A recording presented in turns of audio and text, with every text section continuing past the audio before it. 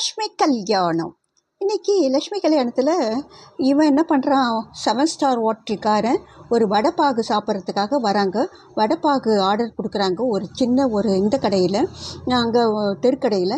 அங்கே வடைப்பாகு, உனக்கு வடைப்பாகுன்னா தெரியாதா? தெரியாது எனக்குன்றா. என்னது இது, உனக்கு வடைப்பாகு தெரியலன்னா ரொம்ப ஆச்சரியமாக இருக்குதுன்ட்டு வடைப்பாகு வாங்கி தரான். ரொம்ப காரமாக ரொம்ப டேஸ்ட்டாக இருக்குதுன்ட்டு லக்ஷ்மி சொல்கிறா. இவனும் ஆமாம், இந்த அண்ணன் கடைக்கு வந்து நான் வடைப்பாகு சாப்பிடாம போக மாட்டேன், இது சீக்ரெட், இந்த சீக்ரெட்லாம் யாருக்கும் தெரியாது. ரிஷியுடைய இன்னொரு ஃபேஸு, அதாவது அவனுக்கு பிடிச்ச விஷயம் மற்றவங்க முன்னாடி ஜுனுவனா பெரிய பணக்காரன் மாதிரி நடித்தாலும் அவன் உள்ளுக்குள்ளே இருக்கிற ஆசை, குட்டி குட்டி ஆசை, இது மாதிரி வடைப்பாகு சாப்பிட்றதுக்காக ரோட் சைட் கடையில் நிற்கிறது. அதை இவன்கிட்ட சொல்கிறான். சொல்லிவிட்டு இவன் வீட்டுக்கு வரான். வீட்டுக்கு வந்தோடனே அவங்க சித்தி வெல்கம் வெல்கம் அப்படின்ற. உனக்கு ஒன்றுமே புரியல, அது ஒரு ஒரு ஓட்ட இங்கிலீஷ் எப்பவுமே பேசிகிட்டே இருக்கும் இல்லை. சரி, உள்ள ரிஷியை பார்த்துக்கிட்டே அவனுக்கு லக்ஷ்மி பிரியவே முடியல. அப்போ சொல்கிறான், நாளைக்கு பிறந்த நாள், நீங்கள் எல்லோரும் எனக்கு பர்த்டேக்கு நீங்கள் எல்லோரும் வரணும், வீட்டோடு வரணும், லக்ஷ்மி நீ கூட வரணும் அப்படின்னு சொல்லிவிட்டு அவன் போயிடுறான். அப்போது இவ உள்ளே வந்தோடனே நேகாவுக்கு அப்படியே பொறாமல் உச்சக்கட்டத்தில் இருக்குது. என்னாச்சுமா? அதெல்லாம் ஒன்றும் பிரிக்க முடியாதுடி. அவன் அப்படியே திரும்பி திரும்பி திரும்பி லக்ஷ்மி பார்த்துக்கிட்டே போகிறான். லக்ஷ்மி, நீ அவனை ரிஜெக்ட் பண்ண சொன்ன இல்லை, நீ ரிஜெக்ட் பண்ணலையா அப்படின்றா. நீங்கள் சொன்ன மாதிரி ஒன்றுமே இல்லை சித்தி, அவர் ரொம்ப நல்லவராக இருக்கிறாங்க. பணக்காரங்கள்லாம் நீங்கள் எவ்வளோ தப்பாக சொன்னீங்க, அது மாதிரிலாம் ஒன்றுமே கிடையாது அப்படின்ட்டு லக்ஷ்மி சொல்கிறா. இப்போ நேகா நினச்சிக்கிறா, நான் நாளைக்கு பிறந்த நாள் பார்ட்டியில் அவனை கவுத்துறேன் பாரு, அவனை என்னுடைய வலையில் விழ வைக்கிறேன் பாரு அப்படின்னு அது சேலஞ்ச் பண்ணிக்குது. அடுத்த நாள் பர்த்டே பார்ட்டிக்கு அது ஒரு வெஸ்டர்ன் ட்ரெஸ் போட்டுக்குது நேகா. இவ ஒரு கலாச்சாரமாக ஒரு சுடிதார் மட்டும் போட்டுக்கிறா, ஒரு எல்லோ கலர் சுடிதார் போட்டுக்கிறா லக்ஷ்மி. எல்லோரும் பர்த்டே பார்ட்டிக்கு போகிறாங்க. அங்கே அவங்க வீடு ஒரு பெரிய பணக்கார, எவ்வளோ பெரிய பணக்கார வீடாக இருக்கணும்ன்ட்டு நீங்களே கஸ் பண்ணிக்கோங்க. அந்த வீட்டுக்குள்ளே வெளியில் வாட்ச்மேன் விடவே மாட்டேங்கிறான்.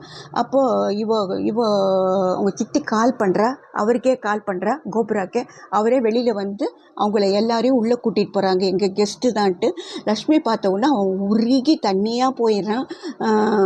இவன் யார், நம்ம ரிஷி உருகி போயிட்டு அப்புறம் அவளை கூட்டிகிட்டு போய் அவங்க பாட்டி, அதாவது அவருடைய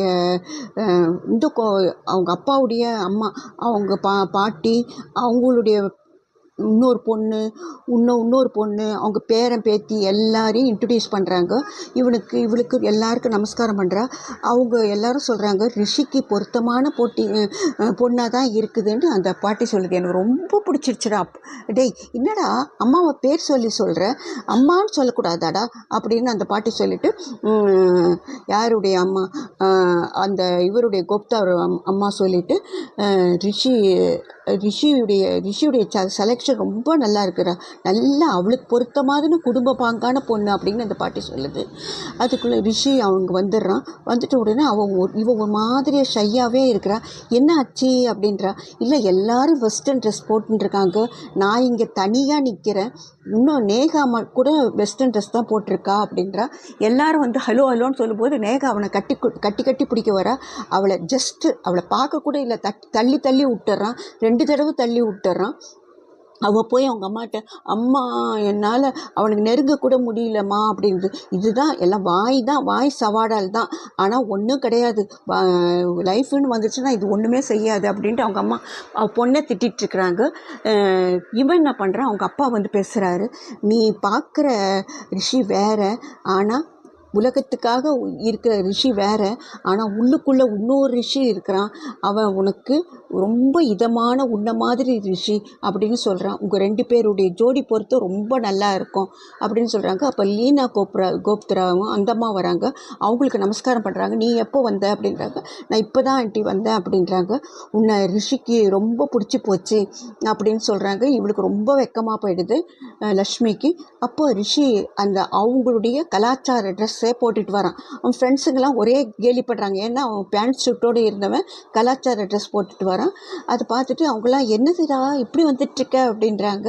அப்போது இவளை பார்த்துட்டு அவன் சிரிக்கிறான். அவன் இது மாதிரி சுடிதார் போட்டு கலாச்சார ட்ரெஸ்ஸோடு இருக்கா இல்லை, அதுக்காக அவனும் வந்துட்டுருக்கான். பாத்தியாம்மா நான் சொன்னேன் இல்லை என் பையன் எப்படி இருக்கிறான் பாரு அப்படின்னு சொல்கிறான். 2 பேரையும் சேர்த்து வைக்கிறாங்க. அப்போது அவங்க சித்தப்பா சர்வெண்ட்டுடைய ட்ரெஸ் எல்லாம் பார்க்குறாங்க. அங்கே இருக்க சர்வெண்ட்டுடைய ட்ரெஸ் எல்லாம் ரொம்ப ரொம்ப ரொம்ப காஸ்ட்லியாக இருக்குது. அதெல்லாம் பார்த்துட்டு நாம் ரிஷிக்கு பர்த்டேக்குன்னு வாங்கின்னு வந்துட்டுருக்க ட்ரெஸ்ஸு ரொம்ப சீப்பான ட்ரெஸ்ஸு, சர்வெண்ட் போடுற ட்ரெஸ் கூட கிடையாதுன்ற போது அவங்க ஒழிச்சிக்கிறாங்க. நேகா கிட்ட சொல்லிக்கிட்டே இருக்காங்க எப்படியாவது போய் இம்ப்ரெஸ் பண்ணுன்ட்டு. ஆனால் ரிஷி அவளை லக்ஷ்மியுடைய கையை அழகாக பிடிச்சிக்கிட்டு டான்ஸ் ஆட போகிறாங்க. ரொம்ப ரொம்ப நேச்சுரலாக லக்ஷ்மியும் ரிஷியும் சேர்ந்துட்டுருக்குறாங்க.